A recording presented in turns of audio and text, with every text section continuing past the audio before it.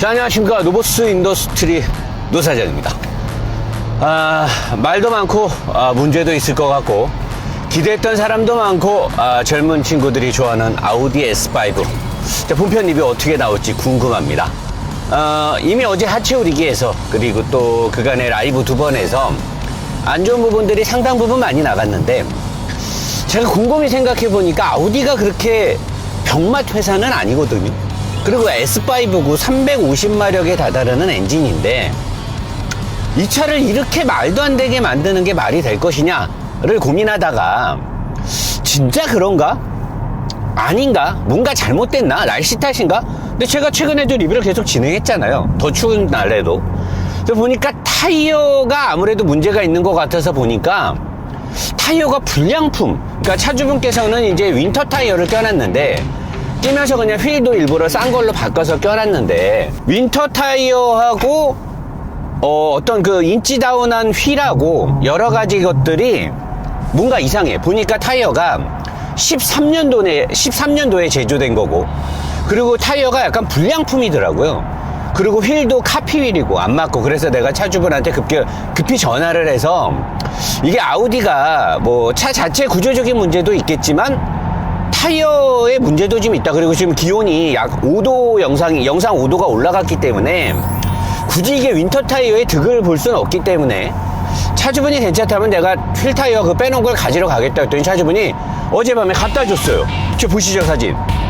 그래서 노사장이 아우디를 이유 없이 까거나 아우디를 좋아하는 우리 젊은 친구들한테 절망감을 주지 않기 위해서 이렇게 노력을 해서 타이어를 지금 다 바꿔서 끼고 어젯밤에 또 필드 테스트를 했습니다. 근데 이게 또 이상한 거야 차가. 맨날 이상해.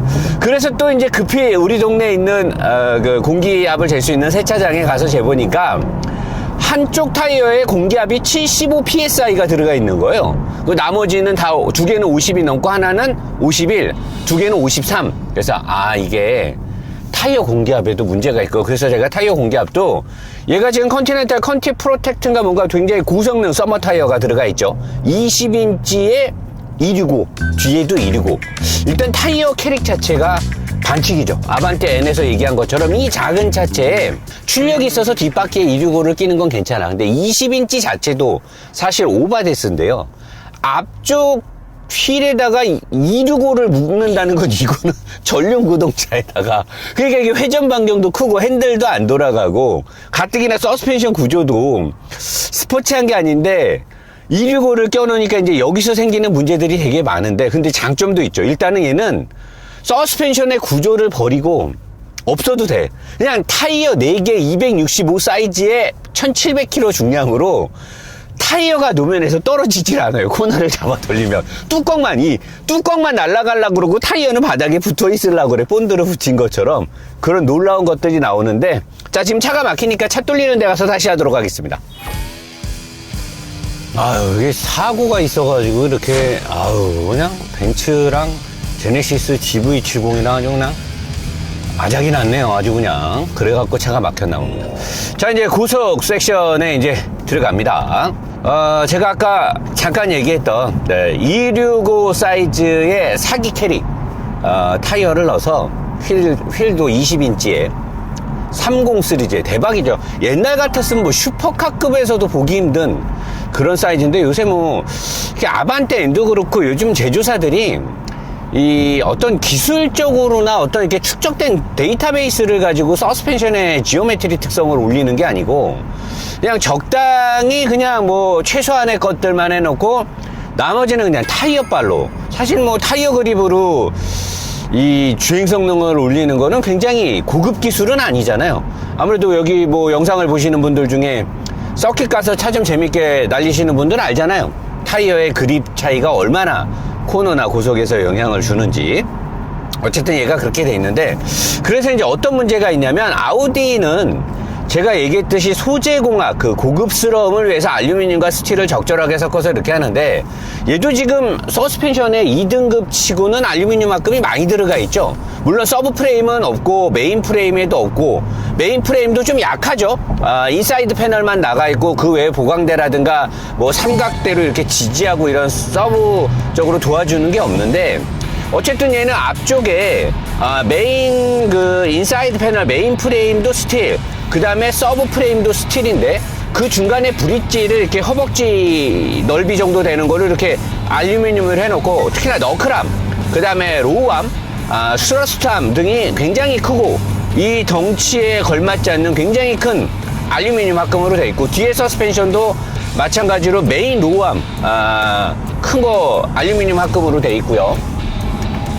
그리고 또 어퍼암 중에 가장 승차감에 영향을 많이 주는 곳도 알루미늄 합금으로 되어 있어요. 그래서 굉장히 부드러운 승차감을 줍니다, 운전을 하면. 근데 아우디가 갖고 있는 장점, 늘 노사장이 말하는 부드러운 운전.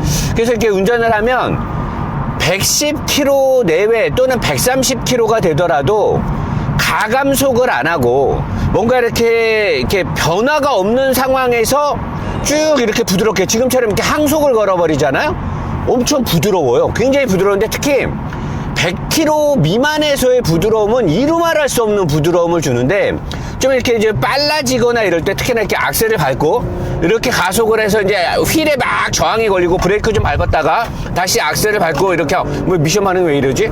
이렇게 막 가면 어이 씨발 미션 왜 그러지? 막 이렇게 하면, 이렇게 해서 이렇게 하면 휠에 이제 뭔가 부하가 걸리기 시작하고, 뭐 여러분 휠 밸런스라고 알죠?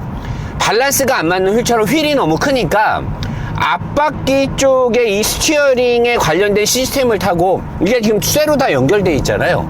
앞바퀴가 큰 그 저항이라고 해야 되나, 뭔가 불쾌한 그 회전 모멘트가 이 앞바퀴가 스티어링 시스템 타이로드 쪽을 타고, 렉앤 피니언 타이로드를 타고 들어와요. 그러니까 너무나 휠 타이어가 크니까 휠 타이어에서 생기는 그 회전 모멘트, 구름 저항이 됐던 무슨 저항이 됐던 휠이 너무 크다라는 게 지금 운전자로 하여금 그런 느낌을 주고요.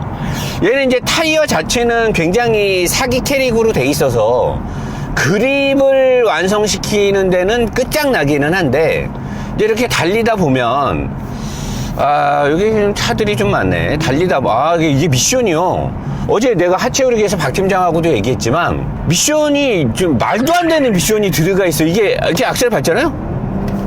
이게 이렇게 반응이, 얘가 지금 터보가 물론 고부스트를 걸었는데 지금 3000rpm 전후에서 차가 움직이고 있는데, 여기서도 악셀을 밟으면 이렇게 한 박자 쉬고 올라가고, 미션도 기어 변속을 내리는데 굉장히 멍청함을 주는데, 얘가요 4000rpm에서 미친 듯한 힘이 터지고 3000rpm에서도 이제 힘이 터지는데, 뒤에 배기구가 4개예요. 구멍이 4개랍니다. 한쪽에 2개씩인데, 어제 하체우리기에서 미처 박 팀장하고 제가 여러분들한테 안내를 못했는데, 조수석 쪽에 있는 머플러 2개는 머플러 하나를 플랩으로 막게 돼 있어요. 그래서 평상시 시동을 걸어 놓으면 조수석 쪽에 있는 2개 군용 중에서 안쪽 구멍에서만 바람이 퐁퐁퐁퐁퐁 배기가 나와요.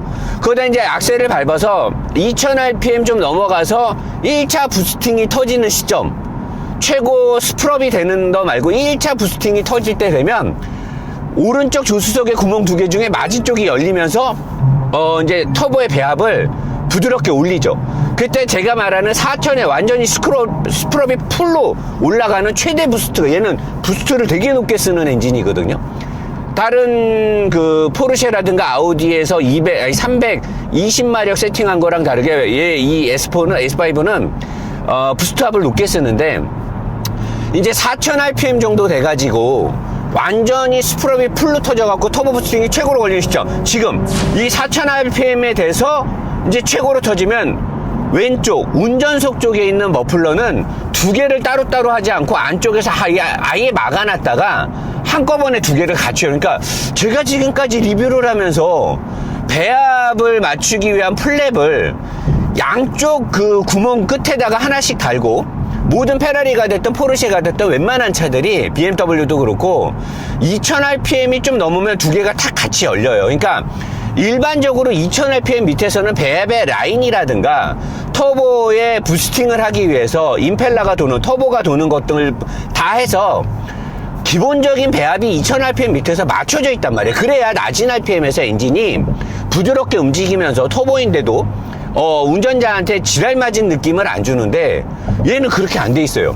1차 배합을 완전히 다 막아놓은 상태. 2차 배합은 오른쪽 거 중에 둘 군형 중에 하나만 열고 나머지 스프럽이 풀로 됐을 때 3차 배합은 모든 걸 개방인데 이게 이제 어떤 느낌을 주냐면 달려보면 여러분 우리 옛날에 아반떼 XD, EF 소나타, 투스카니 뭐 젠쿱도 마찬가지인데 젠쿱은 그래도 좀 덜하지 6기통이니까 우리 4기통들한테 250마력, 300마력 투닝할 때 얹었던 그 독강 터보 그런 느낌. 터보가 굉장히 싸구려 느낌을 줘요. 엔진이 굉장히 부드럽게 돌지도 않고 그러니까 엔진의 회전질감이요 굉장히 단순하고 내 차가 NA인데 그냥 일반적인 튜닝샵에 가서 완전히 정밀하게 조율하지 않고 그냥 뭐 적당한 금액에 사장님의 터보 달아서 연료 분사 그냥 쏟아가지고 이렇게 해갖고 그냥 마력 한 120마력만 올려주세요. 토크 토크 18짜리 엔진인데 토크 한 35 맞춰주세요. 뭐 그런 거 있잖아요. 그러니까 얘가 진짜 저는 상식적으로 이해가 안 돼요. 이 아우디라는 회사가 이거 지금 엑셀 봤잖아요. 지금 이제 4000rpm 이 차의 최고 장점은 언제 나오냐면 4000rpm에서 모든 부스트가 풀로 걸리면서 배합이 다 열리는데 그때 4단기어 보통은 이제 얘가 8단이니까 뭐 5단일 수도 있는데 보통은 4단 기어들이 1대1 기어비를 갖잖아요. 엔진 회전수, 크랭크 측의 회전수, 플라이휠의 회전수하고 미션의 회전수하고 1대1로 맞아지는데 이제 높은 출력이 나올 때 그때 이제 빡 차고 나갈 때 보통 4단으로 차고 나가잖아요. 4000rpm에서 최대 부스트가 걸리고 4단 기어가 맞물려 있잖아요. 그럼 속도계가요 RPM 게이지처럼 100에서 180, 190까지 쭉 올라가요. 이 엔진이 아우디 그룹, 폭스바겐 그룹에서 아우디, 뭐 포르쉐 등등해서 이게 벤틀리의 그 플라잉 스퍼 플러그인 하이브리드에도 아마 이 엔진이 들어갈 건데 근데 이게 배기 라인이라든가 배합에서 이렇게 차를 엔진의 어떤 반응성이라든가 순발력, 회전질감, 터보렉, 토크 곡선을 이렇게 한 방에 망칠 수도 있구나. 이게 가능하구나.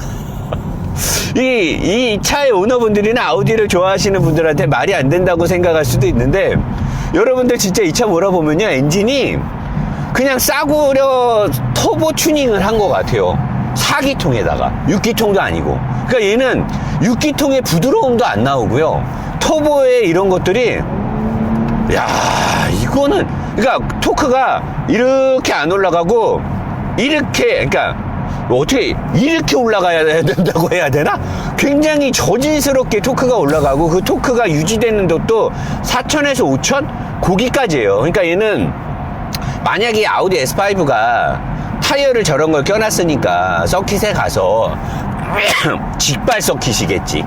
직발이 많은 서킷에서 타라고 했으면 좀 이해가 되는데 그 외에는 물론 와인딩에서 기어 단수 내려놓고 스포츠 플러스 놓고 뭐 RPM 올려놓고 타면 운전 잘하는 애들은 잘 탈 수도 있겠는데 저는 사실 이게 굉장히 하급 기술이라든가 아니면 제조사에서 굉장히 성의 없이 튜닝을 한 것 같거든요.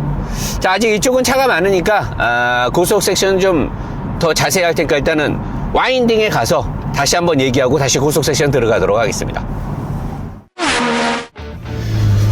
자, 이제 와인딩에 와서 달리고 있습니다. 방금 노면 상태를 확인할 겸 한 바퀴 돌아봤는데 노면이 살짝 미끄럽긴 한데 워낙 이 차의 타이어가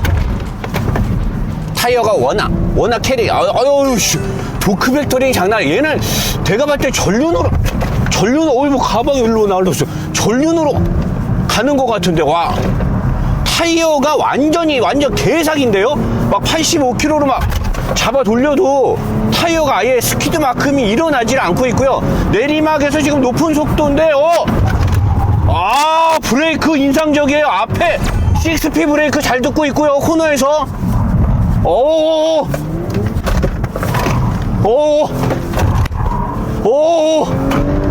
타이어가요 얘는 완전 미쳤어 타이어가.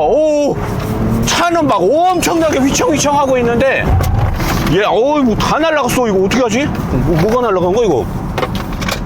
차가 너무나 휘청휘청 해가지고 제가 아까 얘기한 것처럼 타이어를 타이어가 땅바닥에 너무나 잘 붙어 있어가지고 앞에 265에다가 도크벡터링으로 코너를 들어갈 때 안쪽에서 당겨주고 아예 타이어가 노면에서 떨어질 수가 없어요. 떨어뜨리려고 하지를 않아. 그러니까 이제 위에서 차만 난리가 나는 거고, 서스펜션은 어제 박 팀장이 얘기한 대로 높은 속도가 아닌 속도에서 코너를 이렇게 잡아 돌리면은 오우씨, 야, 씨, 가방 좀 절로 가라. 아, 근데 얘는요, 진짜 앞바퀴 그립이요, 사기예요, 사기.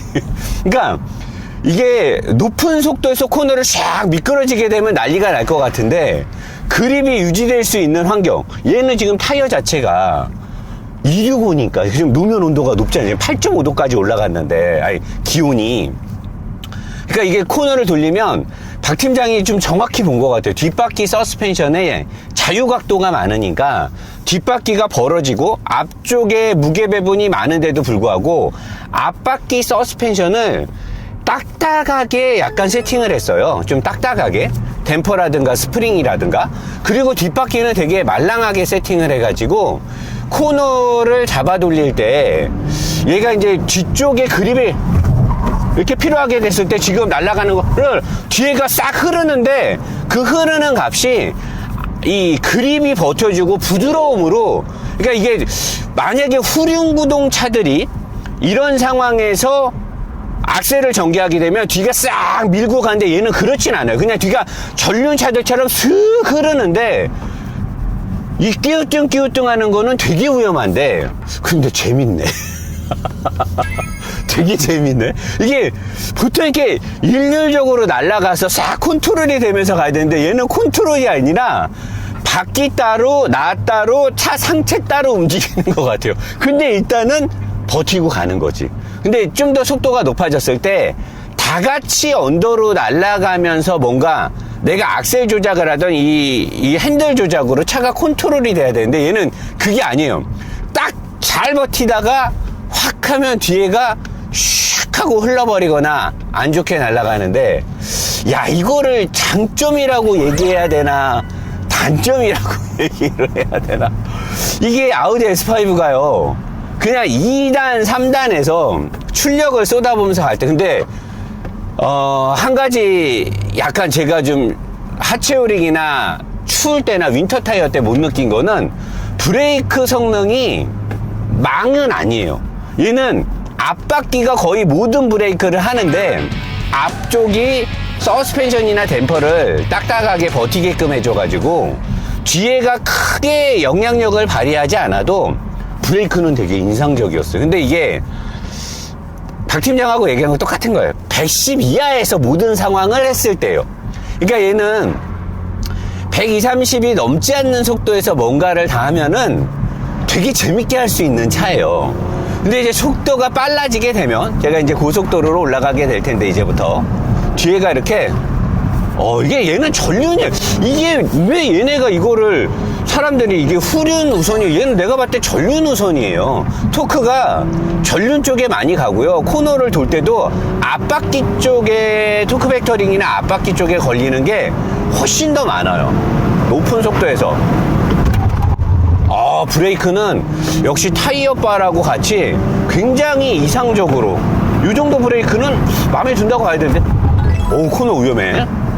뒤에가 확실히 막 이렇게 말랑말랑하고 코너를 돌 때 잡아 돌리는 게 앞바퀴가 너무 가볍게 웅청웅청 떨리고 막 하는데, 제가속 이 3단 4단 올라가기 전까지 예